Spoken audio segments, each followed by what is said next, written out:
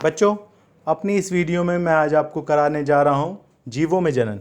ये chapter 6th class से लेकर 12th क्लास तक के अलग अलग विषयों के अंदर पूछा जाता है।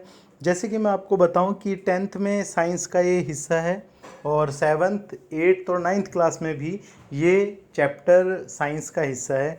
तो बेसिकली ये साइंस का चैप्टर है, विज्ञान का चैप्टर है, जीवों में जनन।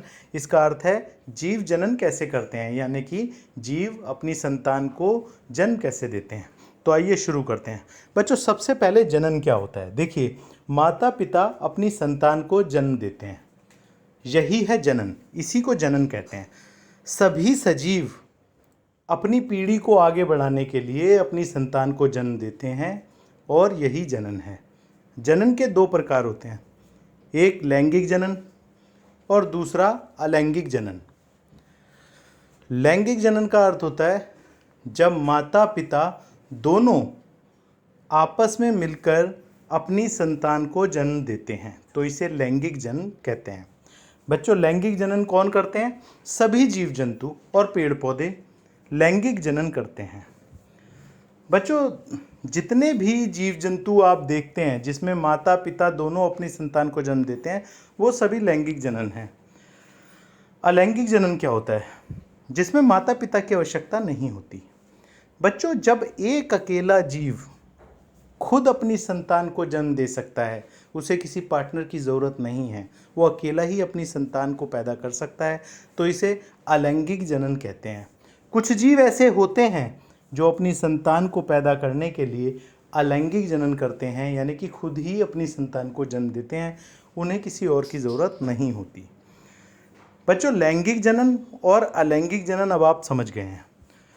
बच्चों, अलैंगिक जनन मैं आपको इस वीडियो में थोड़ा समझाने की कोशिश करने जा रहा हूँ। अलैंगिक जनन के 5 प्रकार होते हैं। पहला होता है विखंडन। विखंडन यानी कि एक जीव पहले बड़ा होता है, फिर वो 2 या 2 से अधिक खंडों में बंट जाता है और अपने नए जीव बना देता है। जैसे अमीबा पहले बड़ा होता है, फिर वो 2 या 2 से अधिक हिस्सों में बंट जाता है और उतने ही अमीबा बन जाते हैं। अब देखो, इसमें तो किसी पार्टनर की ज़रूरत नहीं हुई, तो इसी को अलैंगिक जनन कहेंगे। बच्चों, विखंडन एक अलैंगिक जनन की प्रक्रिया है और अमीबा इसी प्रक्रिया से अपनी संतान को पैदा करता है। दूसरा है खंडन। खंडन में क्या होता है? यही होता है, एक जीव पहले बड़ा होता है, फिर 2 या 2 से अधिक खंडों में बंटता है और अपनी संतान को जन्म देता है।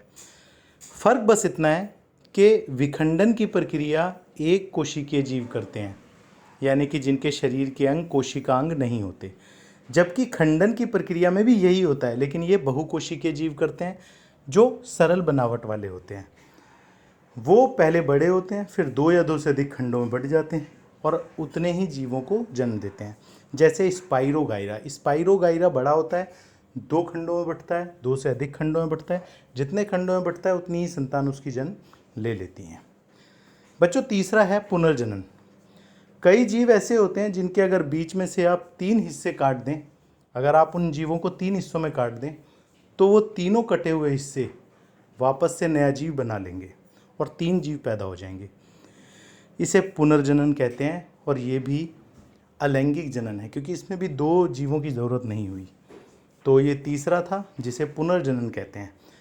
बच्चों, प्लैनेरिया एक ऐसा जीव है जो अपनी संतान को जन्म देने के लिए इसका इस्तेमाल करता है, इस प्रक्रिया से गुजरता है, जिसे हम बोलते हैं पुनर्जनन। बच्चों, चौथा मुकुलन। मुकुलन क्या होता है? बच्चों, जैसे कुछ पौधे होते हैं, उन पौधों के पत्तों के ऊपर एक मुकुल उभरता है, एक उभार सा निकलता है और उस उभार में से एक नया पौधा निकलता है। फिर वो पौधा पत्ते से नीचे आ जाता है और ज़मीन पर आकर वो एक नया पौधा बन जाता है। इस तरह अपनी संतान पैदा करने वाले सभी पेड़ पौधे अलैंगिक जनन करते हैं, यही माना जाता है और इसे ही मुकुलन कहते हैं। मुकुलन करने वाले एक पौधे का नाम बता रहा हूँ, जिसका नाम है हाइड्रा। बच्चों, अंत में बीजाणु। बीजाणु भी एक ऐसी प्रक्रिया है जो अलैंगिक जनन में ही आती है। इसमें एक जीव पहले बड़ा होता है, फिर उसके ऊपर बल्ब के आकार के बीज उत्पन्न होते हैं जो बाद में किसी नए पौधे को जन्म दे सकते हैं।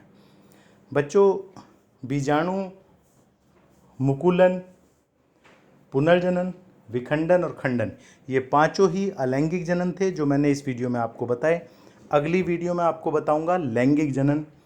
तो मिलते हैं अगली वीडियो में बच्चों।